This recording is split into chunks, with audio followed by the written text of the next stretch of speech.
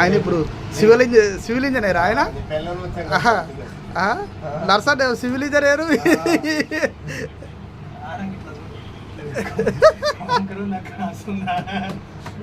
కరెక్టే ఉందా అమ్మా సుడిగానివే